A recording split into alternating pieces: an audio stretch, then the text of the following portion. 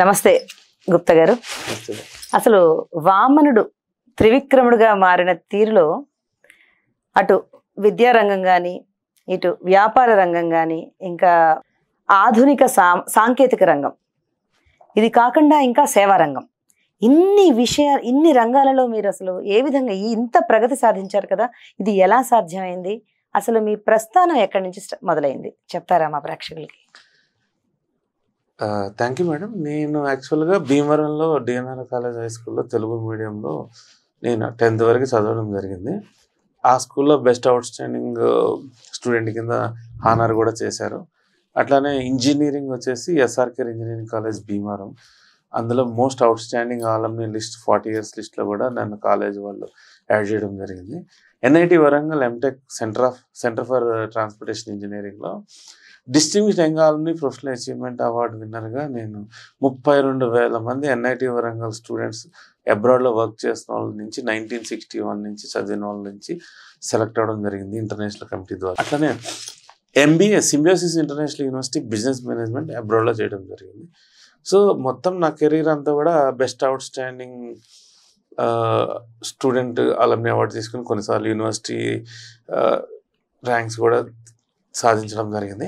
ఎంటెక్లోనే ఒక PhD equivalent టాపిక్ని తీసుకొని ప్రపంచంలోనే మొట్టమొదటిసారి పేమెంట్ మెయింటెనెన్స్ మేనేజ్మెంట్ సిస్టమ్ని డెవలప్ చేయడం జరిగింది. దాన్ని మా జూనియర్స్కి కరికులంలో యాడ్ చేశారు. ప్రపంచ చరిత్రలో ఒక ప్రాజెక్ట్ వర్క్ని పాఠ్యాంశంగా చేర్చడం అనేది నాకు తెలిసినంత వరకు ఇదే మొదటిసారి. అంటే ఫస్ట్ నుంచి కూడా నా ప్యాషన్ ఏంటంటే నెంబర్ 1గా ఉండాలంతే. సారీ ఏంటిది? Payment maintenance management system using HDM approach. అంటే ఫండ్స్ని ప్రయారిటైజ్ చేయడానికి డెసిషన్ మేకింగ్ ప్రాసెస్కి ఇండియన్ కండిషన్కి అదొక టూల్ అనమాట. ఓకే. సో దాన్ని మీ జూనియర్స్కే పాఠ్యాంశంగా పెట్టారు. అది కూడా డిగ్రీ లెవెల్లోనే మీరు సాధించారు. ఇది ఎంటెక్లోనే ఇది మీరు సాధించారు మీ కాలేజ్లోనే ఇప్పటికీ. వావ్. సో ఆ తర్వాత డిగ్రీ తర్వాత నేను నేషనల్ హైవే ప్రాజెక్ట్స్ తర్వాత వరల్డ్ బ్యాంక్ ప్రాజెక్ట్స్లో వర్క్ చేయడం జరిగింది. సో ఆ నేషనల్ హైవే ప్రాజెక్ట్ కూడా ఫాస్టెస్ట్ ప్రోగ్రెస్ ఇన్ ఇండియా ఇవ్వడం జరిగింది ఆ రాజస్థాన్లో ఉదయపూర్లో. తర్వాత నేను చేసిన వరల్డ్ బ్యాంక్ ప్రాజెక్ట్లో కూడా youngest team leader in the world కింద నేను ఎంపిక అవ్వడం. తర్వాత ఆ ప్రాజెక్ట్ కూడా best project in world bank history కింద అవ్వడం జరిగింది. తర్వాత ఫారిన్ ఎక్స్పోజర్ కోసం 2003లో నేను సుల్తానేట్ ఆఫ్ ఒమన్ వెళ్ళడం జరిగింది. 17 సంవత్సరాలు కంటిన్యూస్గా చేసి అక్కడ దాదాపు Oman government most prestigious and important projects అన్నిటికీ హెడ్ కింద 100 కంట్రీలకు పైగా నేషనల్తో వర్క్ చేసి 18 వరల్డ్ రికార్డులని బ్రేక్ చేయడం జరిగింది. Fastest progress in the world, highest awards in the world, without last time injury, without death, ఇట్లా ప్రాజెక్ట్స్లో రకరకాల ఫాస్ట్ రికార్డ్స్ ప్లస్ ఇవన్నీ కూడా నేను అచీవ్ చేశాను అనమాట. అసలు అనన్య సామాన్యమైన మీ ప్రస్థానం ప్రభుత్వాధినేతలు కూడా, ఉమెన్ ప్రభుత్వం కూడా మీ సలహాలు సూచనలు స్వీకరిస్తుంది కదా, అసలు ఈ విధంగా ఎలా సాధ్యమైంది? అంటే నేను ఏదైనా 100% జెన్యున్గా చేస్తాను, 100% జెన్యున్గా చెప్తాను, 100% అథెంటిక్ ఇన్ఫర్మేషన్ అయితేనే నేను సజెస్ట్ చేస్తాను మేడం.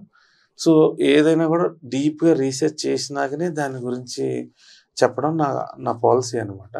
సో 17 yearsలో నేను ఇచ్చిన ప్రతి సజెషను, ప్రతి ప్రాసెస్ని ఐడియాని వాళ్ళు ఎస్ఓపి కింద చేశారంటే సోహార్ పోర్ట్ లాంటి పెద్ద పోర్ట్కి $26 billion పోర్ట్లో ప్రపంచ స్థాయిలో మొత్తం అందరు టాప్ ఎక్స్పర్ట్స్ కూర్చున్న మీటింగ్లో డిస్కస్ చేసిన 100 ఐడియాలో 90 ఐడియాలు నేను ఇచ్చి వాళ్ళు ఇంప్లిమెంట్ చేసినారంటే మీరు నా టాలెంట్ని అర్థం చేసుకోండి.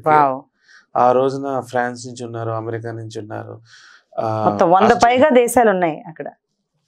అంటే ఇంకా మీరు ఫారిన్లో వెళ్ళినాక 190 దేశాల నుంచి వాళ్ళు బెస్ట్ ఎక్స్పర్ట్స్ని తీసుకొని ఆ ప్రాజెక్ట్స్కి హెడ్గా పెట్టుకుంటారు. జనరల్గా ఏంటంటే 60 సంవత్సరాలు పైబడిన యుఎస్, యూకే, యూరోపియన్ ఎక్స్పర్ట్సే ఉంటారు. నేనే మొట్టమొదటి చిట్ట చివరి ఇండియన్ అండ్ యంగెస్ట్ ఆల్సో. అంత పెద్ద ప్రాజెక్ట్స్కి ఇప్పుడు $46 billion పోర్ట్ ఇన్ఫ్రాస్ట్రక్చర్కి హెడ్గా మిమ్మల్ని గవర్నమెంట్ ఆఫ్ ఉమెన్ రిప్రజెంటేటివ్ పెట్టమంటే అది ప్రపంచంలోనే అత్యున్నతమైన గౌరవం. మీ టాలెంట్కి లభించిన గుర్తింపు అది. సో అట్లా నేనేంటంటే మోస్ట్ ఛాలెంజింగ్ ప్రాజెక్ట్స్ ఏవైతే ఉన్నాయో వాటిలన్నిటినీ కూడా నేను లెస్ దెన్ బడ్జెట్లో ఫాస్ట్ ట్రాక్ ప్రాజెక్ట్లో ప్రోగ్రెస్లో కంప్లీట్ చేయడం జరిగింది అనమాట. For example 1 monthలో 18%, 2 monthsలో 30%, 3 monthsలో 44%, 6 monthsలో 80%. అట్లా ప్రాజెక్ట్ని అచీవ్ చేసిన ఒక మోస్ట్ టఫెస్ట్ ప్రాజెక్ట్ వచ్చేసి 20 daysలోనే నేను కంప్లీట్ చేయడం జరిగింది. సో అది కూడా రాయల్ కమెండేషన్ వాళ్ళు ఇవ్వడం జరిగింది. 40 సంవత్సరాల నుంచి పెండింగ్ ఉన్న ప్రాజెక్ట్ని ఎవరు టచ్ చేయలేదు.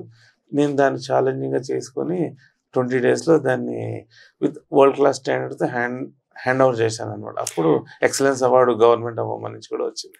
వావ్ సార్, నేను ఇంకోటి కూడా విన్నాను, 7 సంవత్సరాలుగా కంప్లీట్ చేయని ఒక ప్రాజెక్ట్ని మీరు తీసుకుని 3 వారాల్లోనే కంప్లీట్ చేసి ఇచ్చారట. దానికి కూడా ఎక్సలెన్స్ అవార్డు వచ్చిందని విన్నాను. దాని గురించి చెప్తారా? అంటే ప్రొయాక్టివ్ ప్రాజెక్ట్ మేనేజ్మెంట్ సిస్టమ్ అని, ప్రొయాక్టివ్ లీడర్షిప్, ఇవి సిచ్యుయేషన్ లీడర్షిప్, ఇవి ప్రపంచంలో ఇంతవరకు ఎవరు ఇన్నోవేట్ చేయని కాన్సెప్ట్స్ అనమాట. ఇది దాదాపు 3 దశాబ్దాల రీసెర్చ్ తర్వాత నేను డెవలప్ చేశానండి. అవన్నీ యూజ్ చేసి, ఆ టెక్నిక్స్ అన్నీ యూజ్ చేసి ఆ రోజు నా ప్రాజెక్ట్లో మైక్రో లెవెల్ ప్లానింగ్ చేసి, ఆ రిసోర్స్ మేనేజ్మెంట్ కానీ మ్యాన్ మేనేజ్మెంట్ కానీ అంతా A to Z మొత్తం నేను బ్లూ ప్రింట్ తయారు చేసి ప్రతి టీం మెంబర్కి స్పెసిఫిక్ టాస్క్, స్పెసిఫిక్ రెస్పాన్సిబిలిటీ ఇచ్చి కంటిన్యూస్గా మానిటరింగ్ చేయడం జరిగింది అనమాట. సో దాన్ని ఏదైతే ప్లాన్ చేసామో దాన్ని 100% ఇంప్లిమెంట్ చేశాను నేను ఆ రోజు. సో దానివల్ల అది ఒక అద్భుతమైన చరిత్రగా నిలిచిపోయింది అనమాట. Very nice sir. 2 ఏళ్ల క్రితం ప్రపంచ వ్యాపార దేశాల కన్వెన్షన్ భారత్లో జరిగింది. దానిలో పాల్గొన్నారు. మీ లక్ష్యాలు ఏంటో చెప్తారా?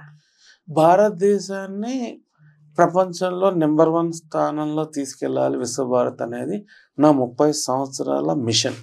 సో దానికోసమని రకరకాల యాక్టివిటీస్ని నేను రకరకాల ప్లాట్ఫామ్స్ నుంచి చేస్తాను. ఒకటి వచ్చేసి ప్రపంచ ఆర్యవైశ్య మహాసభ. ప్రపంచ ఆర్యవైశ్య మహాసభ ప్రపంచంలోనే అతిపెద్ద వైశ్య అసోసియేషన్. 55 దేశాల్లో ఉంది, కవరింగ్ ఆల్ కాంటినెంట్స్ అనమాట. సో ఇంతవరకు వైశ్య కమ్యూనిటీలో ఇన్ని దేశాల్లో ఇప్పుడు మొన్న కూడా మేము ఒకేసారి ఈవెంట్స్ చేయడం జరిగింది. ఈ లాస్ట్ 5 monthsలో ఖతార్లో ఈవెంట్ చేసినాము, వాసవి జయంతి చేసినాము, అబుదాబిలో 2000 మందితో సత్యనారాయణ స్వామి వ్రతం చేసినాము, ఆస్ట్రేలియాలో వాసవి జయంతి చేసినాము, టాంజానియాలో వాసవి జయంతి చేసినాము, కువైట్లో వాసవి జయంతి చేసినాము, సింగపూర్లో వాసవి జయంతి. ఇంతవరకు ప్రపంచ ఆర్యవైశ్య చరిత్రలో 200 సంవత్సరాల్లో ఎవరు కూడా ఒకేసారి ఇన్ని డిఫరెంట్ కాంటినెంట్లో చేయలేదన్నమాట. నాకున్న 100కు పైగా కంట్రీస్ నెట్వర్క్ నుంచి నేను ఈ 55 కంట్రీలో డెవలప్ చేయడం జరిగింది లాస్ట్ 9 yearsలో. దాన్ని డెవలప్ చేయడానికి దాదాపు 100కు పైగా ఇంటర్నేషనల్ ట్రిప్స్ నేను తిరిగాను. కొన్ని వేల మీటింగ్స్, కొన్ని వేల ఫోన్ కాల్స్ నేను చేసి ఆ వ్యామ్ నుంచి ఎన్నో సేవా కార్యక్రమాలని మనము. మీరు ఇంత బిజీగా ఉంటారు కదా, అసలు ఇంత బిజీలో షెడ్యూల్లో కూడా సామాజిక దృక్పథంతో కూడా మీరు పనిచేస్తున్నారు. ఫర్ ఎగ్జాంపుల్ ఇన్ని కంట్రీస్లో వాసవి జయంతులు చేయడం, ఇవన్నీ ఎలా సాధ్యం సార్ అసలు? అంటే నేను ఆప్టిమైజేషన్ ఆఫ్ టైం అనేది నా మెయిన్ రీసెర్చ్ ఐటమ్ అండి. అంతకుముందు కూడా మీరు చూసారు 7 సంవత్సరాల్లో ప్రాజెక్ట్ని 3 వారాల్లో చేయడం. అంటే నేను అనవసరమైన మనుషులకి, అనవసరమైన విషయాలకి టైం ఇవ్వను నా లైఫ్లో. ఏది మోస్ట్ ఇంపార్టెంటో దానికే ప్రయారిటీ ఇచ్చి I give my 100% heart, soul and effort for that particular mission అనమాట. సో దానివల్ల ఏమవుతుందంటే మనం అనుకున్న లక్ష్యాలు తొందరగా అయితే. రెండోది వచ్చేసి నేను నా టీంని ట్రైన్ చేస్తాను. ఇప్పుడు దాదాపు 100 కంట్రీల పైగా టీంని నేను కంటిన్యూస్గా ప్రతిరోజు వాళ్ళని ట్రైన్ చేసుకుంటూ రావడం వల్ల ఏమవుతుందంటే ఆ ప్రొయాక్టివ్ లీడర్షిప్ వల్ల వాళ్ళ మిస్టేక్స్ని నేను జీరో చేస్తాను. జీరో చేసినప్పుడు ఏమవుతుందంటే మనకి టైం ల్యాబ్స్ ఉండదు.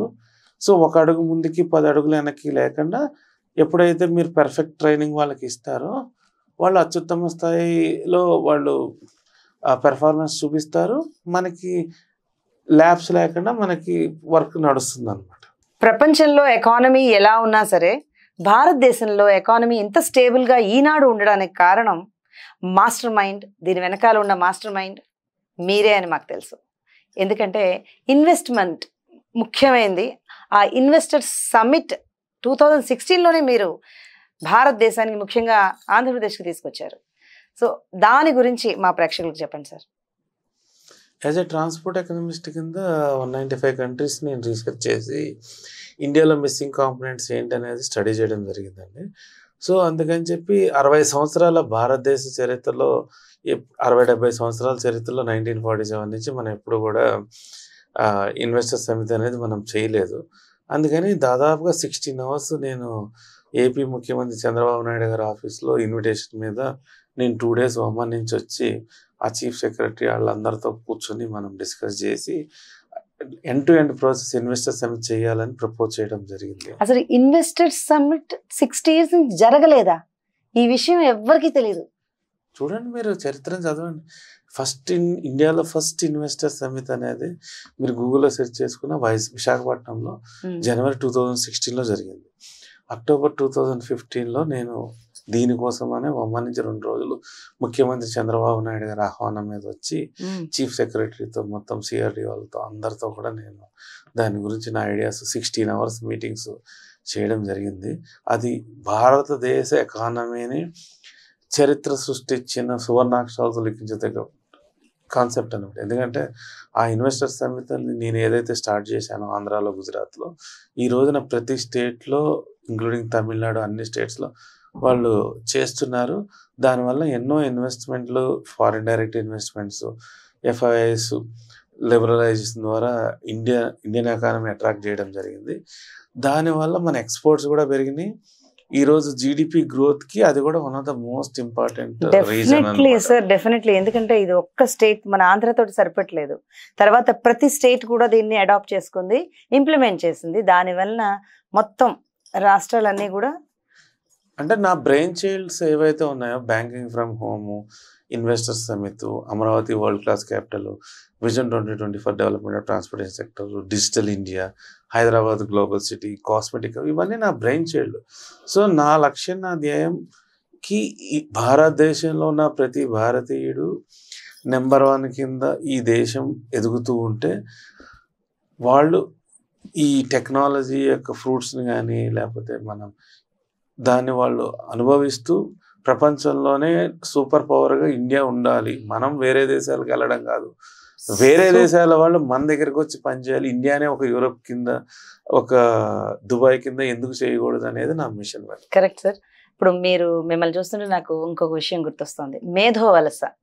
ఒక రకంగా మీరు కూడా ఇంత మేధో సంపత్తి పెట్టుకుని కూడా ఎన్ఆర్ఐగా మారాల్సి వచ్చింది. అంటే ఫారెన్ వెళ్ళి కొన్నాళ్ళు చేసిన తర్వాత వాళ్ళు గుర్తించిన తర్వాత భారతదేశం వచ్చి మళ్ళీ ఇంప్లిమెంట్ చేశారు ఇవన్నీ కూడా. సో ఈ మేధో వలస అన్నది భారతదేశానికి ఎప్పటి నుంచో ఉన్న ప్రాబ్లం. దీని నుంచి బయటకు రావాలి. మన యూత్ ఎక్కువ ఉన్న, ప్రపంచంలోనే యూత్ ఎక్కువ ఉన్న భారతదేశానికి మీరు ఇచ్చే అడ్వైజ్ ఏంటి? లక్షల మంది లీడర్ని, ఎంటర్ప్రినర్స్ని క్రియేట్ చేయడమే దీని సొల్యూషన్ అండి. అందుకే ప్రపంచ ఆరోగ్య మహాసభ ద్వారా ఇట్లా నేను కాలేజెస్లో ఇచ్చే సెమినార్స్, కెరీర్ గైడెన్స్, అట్లా ఇప్పుడు మీతో ఇస్తున్న ఇంటర్వ్యూస్, ఇట్లన్నిటి ద్వారా అట్లా లక్షల మంది లీడర్స్ని నేను తయారు చేసుకుంటా వస్తున్నాను. ఎప్పుడైతే ఆ లీడర్స్ అనేవాళ్ళు తయారవుతారో అప్పుడు ఏమవుతుందంటే ఆ ట్రాన్స్పరెన్సీ, ఎథిక్స్ అనేది ఆ సిస్టమ్ రావాలి ఇండియాలో. ఇప్పుడు గుర్తించని సిస్టంలో ఏమవుతుందంటే ప్రతి మనిషి కేవలం డబ్బు కోసమే పనిచేయడు. డబ్బు, గుర్తింపు 2 ఉండాలి. సాటిస్ఫాక్షన్, ఆ జాబ్ సాటిస్ఫాక్షన్ అనేది రావాలంటే మనం రికగ్నైజ్ చేసినప్పుడే వస్తుంది. అందుకని ఆ వర్క్ కల్చర్ని మార్చడానికి ట్రై చేస్తున్నాం. మాక్సిమం చూడండి ఐఐటీస్ నుంచి బయటకు వచ్చిన వాళ్ళందరూ మాక్సిమం ఫారెన్ వెళ్తూ ఉంటారు. సో మేధస్సు డ్రైన్ అయిపోతుంది ఇండియాలో. అది కూడా ఒక కారణమా మన ఎకనామికల్ గ్రోత్ లేకపోవడానికి? ఎస్, అదే కదండి. ఇప్పుడు వాళ్ళు ఉండడం వల్ల America number 1 in the world అయింది.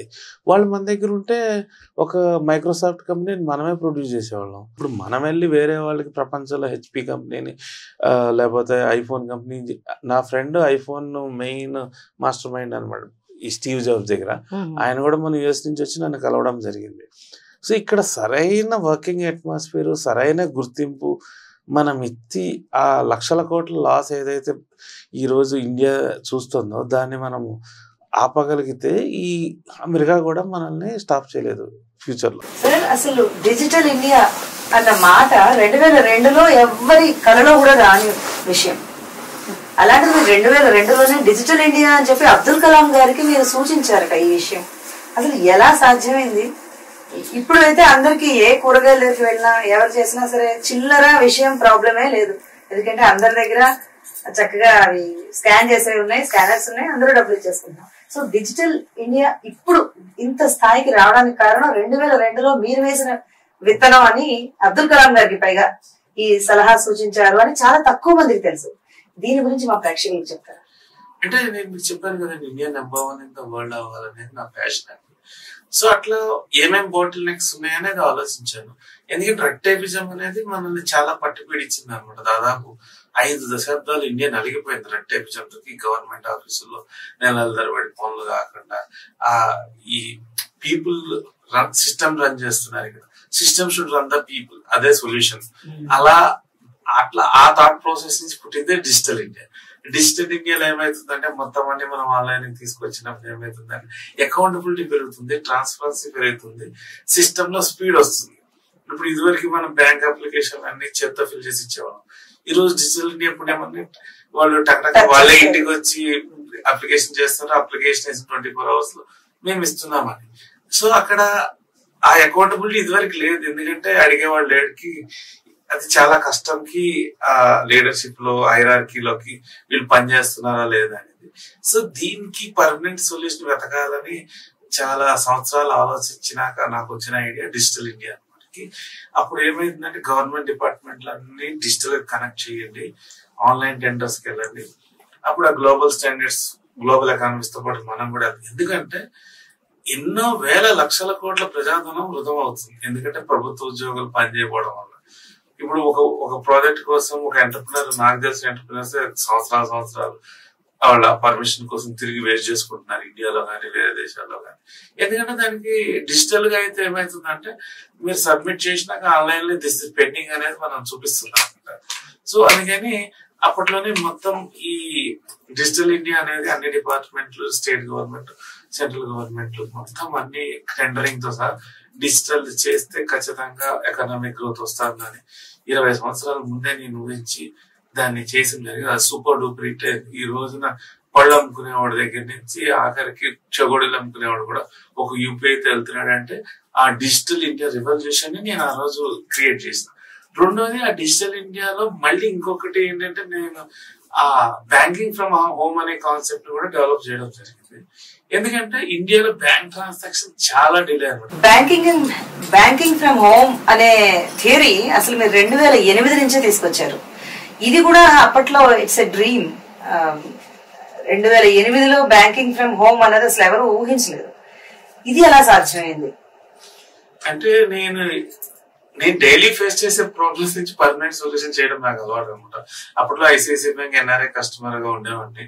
ఫారిన్ నుంచి వచ్చినప్పుడల్లా ఏదైనా చిన్న బ్యాంకింగ్ పని అవ్వాలంటే పొద్దున్నే సాయంత్రం వరకు నాకు దొరికే అతి కొద్ది రోజుల లీవ్ లో మొత్తము ఆ బ్యాంకు చుట్టూ తిరగడమే 50% టైం అయిపోయింది అనమాట. సో అప్పుడు నేను దీనికి ఏదైనా సొల్యూషన్ చేయాలి అంటే అక్కడ ఏమైంది, ఆ బ్యాంక్ లో ఉండేది లిమిటెడ్ టీం ఉంటారు, కొన్ని వందల వేల మంది బ్యాంక్ వచ్చేస్తున్నారు. దీన్ని ఎట్లా స్టాప్ చేయాలి అని ఆలోచించినప్పుడు వచ్చిన ఆలోచన బ్యాంకింగ్ ఫ్రమ్ హోమ్. అప్పుడు ఐసిఐసిఐ బ్యాంక్ టాప్ మేనేజ్మెంట్ కూడా నేను ఇవ్వడం జరిగింది ఐడియా కి ఇంట్లో కూర్చొని మొబైల్లో బ్యాంక్ వెళ్ళకుండా చేసే ఒక విధానాన్ని మనం ఎందుకు ట్రై చేయకూడదు. ప్రతి దానికి అకౌంట్ ఓపెనింగ్ దగ్గర నుంచి ప్రతిదీ బ్యాంక్ ఎందుకు వెళ్ళాలి. ఇప్పుడు దానివల్ల 2 ఉపయోగాలు చెప్పిన వాళ్ళకి ఏంటంటే, మీరు 1000 కోట్లు టెక్నాలజీ మీద స్పెండ్ చేస్తున్నారంటే 10,000 కోట్లు మీరు ఓవర్ హెడ్స్ మీద సేవ్ చేసుకోవడం జరుగుతుంది. ఎందుకంటే స్టాఫ్ మీద ఓన్లీ వెరీ ఇంపార్టెంట్ ఉన్న దానికి మాత్రం వాళ్ళు బ్యాంక్ వస్తారు, మిగతా అన్ని వాళ్ళు ఆన్లైన్ లో చేసుకుంటారు. కాబట్టి సో మీ క్రెడిబిలిటీ పెరుగుతుంది, ప్రపంచంలోనే అత్యుత్తమ స్థాయి బ్యాంక్ కింద మీరు ఎదిగే అవకాశాలు ఉంటాయి. దాదాపు 10 years నేను మెంటర్ చేయడం జరిగింది. కొన్ని వందల ఈమెయిల్స్, అప్రిషియేషన్ మెయిల్స్ నాకు ఐసిఐసిఐ టాప్ మేనేజ్మెంట్ కూడా రావడం జరిగింది. ఐసిఐసిఐ ట్రెండ్ సెటర్ అయింది. ఆ బ్యాంకింగ్ రివల్యూషన్ చూసి మిగతా బ్యాంక్స్ అని ఇదే సిస్టమ్ ఫాలో అవడం జరిగింది. మీరు ఒకసారి ఊహించుకోండి, బ్యాంకింగ్ ఫ్రమ్ హోమ్ లేకపోతే ఈ రోజు మెట్రో ఉన్న ఇంత ట్రాఫిక్ చచ్చిపోతున్నానికి గంటలు. ఇప్పుడు ఈ బ్యాంకింగ్ ఫ్రమ్ హోమ్ కాన్సెప్ట్ చేయడం ద్వారా ఎన్ని లక్షల వెహికల్స్ నేను రోడ్డు మీద రాకుండా అవాయిడ్ చేశాను అనేది ఒకసారి థింక్ చేయండి. ఎన్ని లక్షల కోట్ల ఫ్యూయల్ గవర్నమెంట్ కి భారతదేశంలో ఉన్న 140 కోట్ల మంది భారతీయుల నుంచి మనకు ఆదా ఒకసారి లెక్కేయండి. ఎంత ఫాస్ట్ గా ట్రాన్సాక్షన్ అవుతున్నాయి. ఈ రోజు ఎక్కడో అమెరికాలో ఉన్న వ్యక్తి నిమిషాల్లో, సెకండ్స్ లో ఆన్లైన్ లో యూపీఐ, ఇప్పుడు ఈ రోజు రూపీ, ఆ వచ్చిన కాన్సెప్ట్ స్కేల్ అవుతా వచ్చింది. బట్ మెయిన్ బేస్ ఎవరు క్రియేట్ చేశారు? ఫౌండేషన్ ఎవరికి ఇచ్చారు? ఆ బ్యాంకింగ్ ఫ్రమ్ హోమ్ అనేది ఐడియా నేను ఇవ్వడం వల్ల ఒక ఐడియా జీవితాన్ని మార్చేస్తుంది అంటారు కదా. వ్యామ్ గ్లోబల్ బిజినెస్ సమిట్ 2022 మొట్టమొదటిసారి భారతదేశంలో జరిగింది. అది కూడా సో దాని గురించి అసలు అది ఎలాగా ఆలోచన ఎలా వచ్చింది, దాని లక్ష్యాలు ఏంటి చెప్పండి సార్. ప్రపంచంలోనే మొట్టమొదటిసారిగా వ్యామ్ global business summit 2022 global convention మేము చేసామండి. 12,000 పైగా డెలిగేట్స్ 50 కంట్రీస్ నుంచి అటెండ్ అవ్వడం జరిగింది, కవరింగ్ డిఫరెంట్ కాంటినెంట్స్. ఆబ్జెక్టివ్ ఏంటంటే వాళ్ళందరి దగ్గర నుంచి ఇన్వెస్ట్మెంట్ ఇండియాకి తీసుకురావడం అనేది మన ముఖ్య ఉద్దేశం అనమాట. సో ఆ సమిట్ లో కూడా వాళ్ళని అడ్రస్ చేసింది ఏంటంటే మీరు మీ దేశాల్లో పెట్టుబడులు పెట్టకుండా మీరున్న దేశాల్లో ఆ పెట్టుబడులని మీరు ఇండియాకి, ఏపీకి, తెలంగాణకి తీసుకోవాలండి. మీ నెట్వర్క్ లో ఉన్న ఇన్వెస్టర్లను కూడా వాళ్ళని మోటివేట్ చేసి ఇండియాని, ఆంధ్ర, తెలంగాణని మీరు రికమెండ్ చేయండి అని స్ట్రాంగ్ గా చెప్పడం జరిగింది. అది దాదాపు 100 దేశాలలో లైవ్ కూడా వెళ్ళడం జరిగింది. అదొక ప్రపంచ రికార్డ్ కింద కూడా వాళ్ళు గుర్తించారు wonder book of world records. మొట్టమొదటిసారి భారతదేశంలోని తొలిసారిగా కాస్మెటిక్ హబ్ 2024లో తెలంగాణ గవర్నమెంట్ కి మీరు ప్రపోజ్ చేశారు. దాన్ని వాళ్ళు యాక్సెప్ట్ కూడా చేసినట్టుగా విన్నాము. సో దాని గురించి కూడా చెప్పండి సార్. అంటే మొన్న సౌత్ కొరియాలో ఇన్వెస్టర్లు నాతో కోఆర్డినేట్ చేసినప్పుడు వాళ్ళకి చైనాలో పెట్టుబడులు అవన్నీ ఉన్నదాన్ని నేను వాళ్ళకి కన్విన్స్ చేశానికి తెలంగాణకి రండి, ఇక్కడ పెట్టుబడులు మీరు పెట్టుకుంటే India is the best place to invest, ఇండియాలో తెలంగాణ బాగుంటుంది అని చెప్పి దాదాపు చాలా ఎఫర్ట్స్ పెట్టి వాళ్ళని కన్విన్స్ చేసినాక ఆ సౌత్ కొరియన్ డెలిగేషన్ రావడం జరిగింది. ఆ టైంలో నేను సౌత్ కొరియన్ డెలిగేషన్ కూడా నేను వాళ్ళని కూడా కన్విన్స్ చేశాను. కాస్మెటిక్ హబ్ అనే కాన్సెప్ట్ ఇండియాలో లేదు కాబట్టి తెలంగాణలో ఆ కాస్మెటిక్ హబ్ని ఫస్ట్ టైం మనం డెవలప్ చేద్దాము, కొన్ని లక్షల ఉద్యోగాల్ని మనం నెక్స్ట్ 20-30 ఏళ్లలో మనం డెవలప్ చేద్దామని చెప్పి ముఖ్యమంత్రి రేవంత్ రెడ్డి గారికి, కోమటిరెడ్డి వెంకటరెడ్డి గారికి కూడా మేము చెప్పడం జరిగింది. గవర్నమెంట్ కూడా దానికి ముందు వచ్చి ఇది ఫస్ట్ ఇనిషియేటివ్ అనమాట ఇండియా. కాస్మెటిక్ హబ్ అంటే కాస్మెటిక్స్ బిల్డ్ చేసే అన్ని ఇండస్ట్రీస్ ని ఒక హబ్ లాగా, అంటే దాన్ని నెంబర్ ఆఫ్ ఇండస్ట్రీస్ ని మనం ఒకే చోట మనము క్లస్టర్ లాగా ఫామ్ చేసి ఇస్తే ఏమవుతుందంటే మనం దాన్ని ఇంపోర్ట్ చేసుకోకుండా ఇక్కడ నుంచి మనం ఎక్స్పోర్ట్ చేయొచ్చు. ఇప్పుడు మన దగ్గర బోల్డ్ ల్యాండ్ ఉందండి, ఇక్కడ ఆంధ్ర, తెలంగాణ యువత వరల్డ్ అనే బెస్ట్ ఇంటెలిజెన్స్ అనమాట. అవకాశాలు ఇవ్వాలి కదా. ఇప్పుడు సచిన్ టెండూల్కర్కి అవకాశం ఇస్తే ఆయన ఓడతాడు 100 సెంచరీ, ఇవ్వకపోతే ఏం చేస్తాడు, అమెరికన్ క్రికెట్ జట్టుకి పోయి ఆడుకుంటాడు. ఎంతో మంది సచిన్ టెండూల్కర్ ఉండిపోయారు అలా. సో ఇట్లా మనం ఏంటంటే ఇట్లాంటివన్నీ మనం వరల్డ్ క్లాస్ ప్రాజెక్ట్స్ చేసినప్పుడు ఏమవుతుందంటే యువతకి అవకాశాలు వస్తాయి, లీడర్షిప్ రోల్స్ వస్తాయి. ఆ లీడర్షిప్ రోల్స్ కోసం ఆ ప్యాకేజ్ కోసమే కదా వాళ్ళు అబ్రాడ్ వెళ్తున్నారు. అదే ప్యాకేజ్ ని, అదే రోల్ ని, అదే వర్కింగ్ అట్మాస్ఫియర్ ని మనం ఇక్కడెందుకు క్లోన్ చేయకూడదు? వాళ్ళు వెళ్ళేది దేనికోసం? రికగ్నిషన్, డబ్బు, పొజిషన్. అమ్ముడు ఇక్కడే ఇచ్చేద్దాం, ఎందుకు ఇవ్వకూడదు? బాగుంది. ఇంత ఎక్స్పోజర్ ఉంది మీకు, ఇన్ని దేశాలు తిరిగారు, రాజకీయాల్లోకి వచ్చే ఉద్దేశం ఏమన్నా ఉందా? నేను దాదాపు 100కు పైగా ఇంటర్నేషనల్ ట్రిప్స్ తిరిగానండి. సో 100కు పైగా ఎక్స్పర్ట్స్ ని నేను కలవడం జరిగింది. చచ్చినా నా లైఫ్ లో రాజకీయాల్లోకి నేను రాను ఎప్పటికీ. ఎందుకంటే నాది యాజ్ ఎ ఎంటర్ప్రినర్ కింద నేను నా ఇండియన్ సిటిజన్ కింద ఇండియాని నెంబర్ 1గా చూడాలి అనేది, ఈ దేశంలో పుట్టాను, ఈ దేశం నాకు ఇచ్చిన ఎడ్యుకేషన్, దాన్ని మళ్ళీ ఈ దేశానికే ఇవ్వాలి అనేదే నా కాన్సెప్ట్ తప్పితే రాజకీయాలని నాకు ఏ విధమైన ఆసక్తి లేదు, ఉండదు కూడా ఫ్యూచర్లో. హ్యాట్స్ ఆఫ్ టు యు నిజంగా. ఇకపోతే మీరు చేపడుతున్న సేవా కార్యక్రమాల గురించి కూడా చెప్తారు. అంటే జాబ్ ఆపర్చునిటీస్ అండ్ మెంటరింగ్ అని చెప్పి కొన్ని లక్షల మందికి మనము హెల్ప్ చేస్తున్నాము వ్యామ్ ప్లాట్ఫామ్ ద్వారా. కానీ లాస్ట్ 30 ఏళ్ల నుంచి ఎంతోమంది తెలుగు వాళ్ళకి, ఇండియన్స్కి నేను ప్రపంచవ్యాప్తంగా ఫ్రీ జాబ్ సర్వీసెస్ చేయడం జరిగింది. అట్లానే మ్యాట్రిమోనీ కూడా చాలా మందికి నేను కొన్ని వేల మందికి మన టీమ్స్ సపోర్ట్ చేస్తాను, ఫ్రీ మ్యారేజ్. అట్లానే ఇంక్యుబేటర్ మెంటరింగ్ హబ్ అనే కాన్సెప్ట్ ద్వారా కూడా నాకున్న 100 కంట్రీస్ నెట్వర్క్స్ నుంచి గ్లోబల్ సిఇఓ నెట్వర్క్ అని చెప్పి 2015లో స్టార్ట్ చేశాను. ఫస్ట్ ప్రపంచంలోనే మొట్టమొదటిది. అట్లానే గ్లోబల్ సిఇఓ ఉమెన్ నెట్వర్క్ అని ఈ మలేషియా నుంచి ఉమెన్ ఎన్ఆర్ఐ వాళ్ళు రిక్వెస్ట్ చేస్తే వాళ్ళ కోసం అది 2018లో స్టార్ట్ చేసిన, అది కూడా first of it's kind.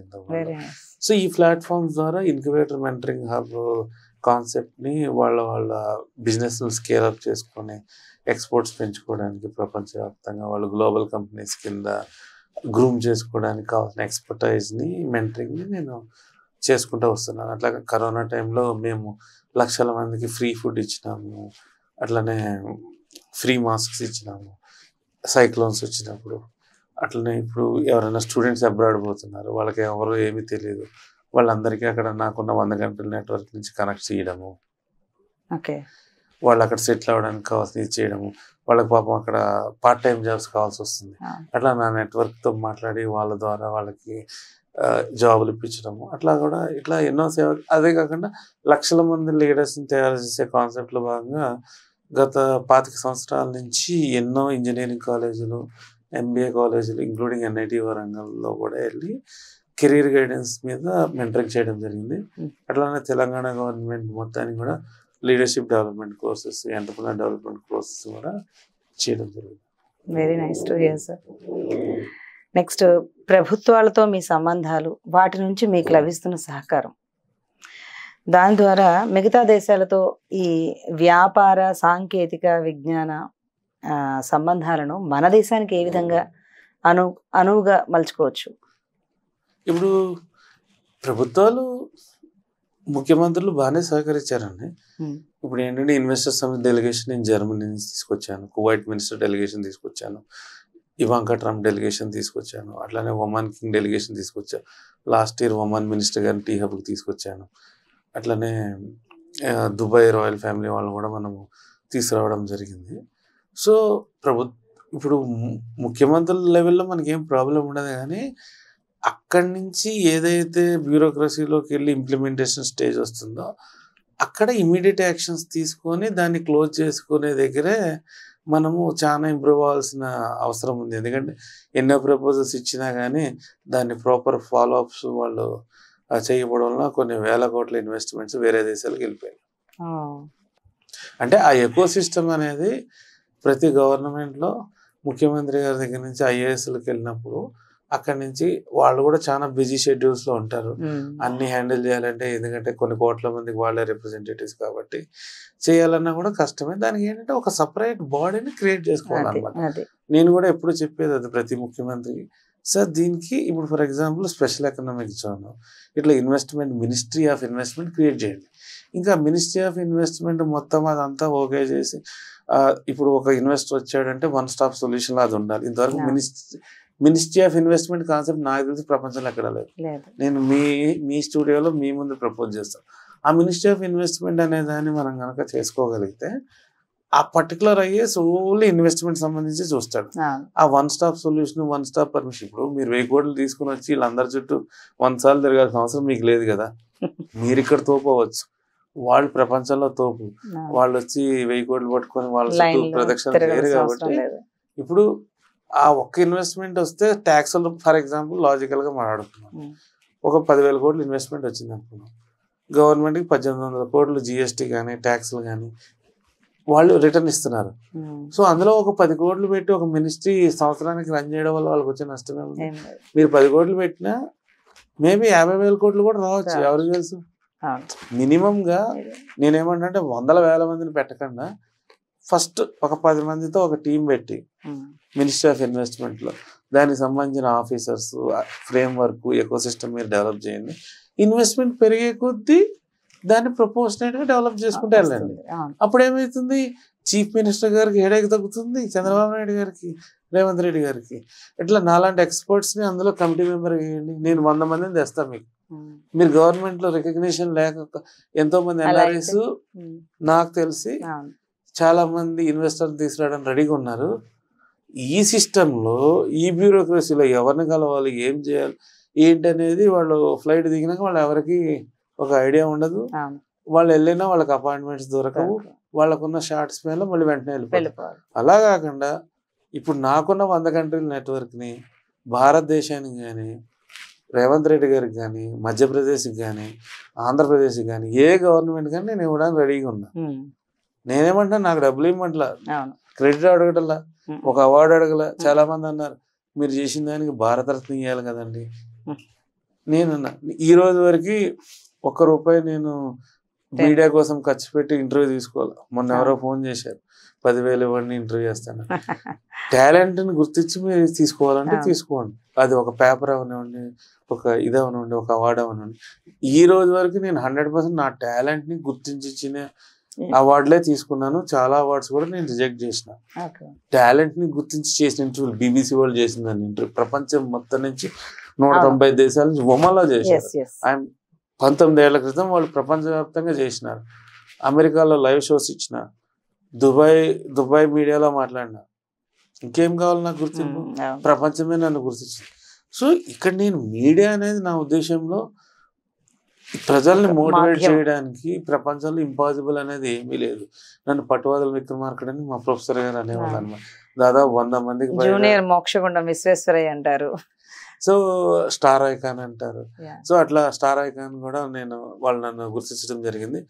Most influential leader of the year 2024 award winner అండి, DGP గారిని తీసుకుని. అట్లానే most influential person of the decade 2020, creative India person of the year 2019 along with PV సింధుని కూడా తీసుకోవడం జరిగింది అనమాట. ఈ సేవలన్నీ వాళ్ళు గుర్తించి వాళ్ళు ఇవ్వడం జరిగింది. బట్ చాలా మంది మేధావులు, మా ఫ్రెండ్స్ కానీ వాళ్ళంతా, నీకు పద్మశ్రీ పద్మభూషణ్ అనేది నువ్వు అర్హుడు, ఇంత సపోర్ట్ చేస్తావు, నువ్వు అప్లై చేయంటారు. నేను అప్లై చేయను. వాళ్ళంతటా వాళ్ళు గుర్తించిన రోజు నేను తీసుకుంటాను. ఎందుకంటే నా టార్గెట్ అవార్డ్స్ కాదు, నా టార్గెట్ ఇండియా నెంబర్ 1 అవ్వడం. కాబట్టి మీ జీవితాశయం ఏంటి సార్? ఎందుకంటే ఇంత నిష్కల్మషంగా, ఇంత నిష్కపటంగా ఎవరు సేవారంగంగా ముఖ్యంగా ఎవరు చూడలేదు మేము. మీ మేధస్సును ఉపయోగిస్తూనే ఇంత విజన్ తోటి మీరు ముందు నుంచే ఎప్పటి నుంచో ప్లాన్ చేసినవి ఇవన్నీ కూడా ఇప్పుడు ఫ్రూట్స్ ఇస్తున్నాయి దేశానికి. అంటే మీ లక్ష్యం ఏంటి, జీవితాశయం ఏంటి? నా నెక్స్ట్ 20 years వరల్డ్ లో బెస్ట్ ఎంటర్ప్రినర్ అవ్వాలనేది. ఫేస్బుక్, గూగుల్ లాగా ఇప్పుడు నా కంపెనీని, ఏదైతే కంపెనీలో నేను ఉన్నానో దాన్ని డెవలప్ చేసుకుంటూ ముందుకు తీసుకెళ్ళాలనేది ఒక కాన్సెప్ట్. అట్లానే 20 ఏళ్ళ నుంచి వరల్డ్లో బెస్ట్ లీడర్ కింద, బెస్ట్ ఇన్ఫ్రాస్ట్రక్చర్ మేనేజ్మెంట్ ఎక్స్పర్ట్ కింద ఉన్న లక్షల మందికి ఉపాధి కల్పించాలి అనేది నా మెయిన్ మిషన్. Very nice. అది గవర్నమెంటే కల్పించక్కర్లేదు, అంటే మనం యాజ్ ఎంటర్ప్రినర్గా కూడా మనం చేయొచ్చు.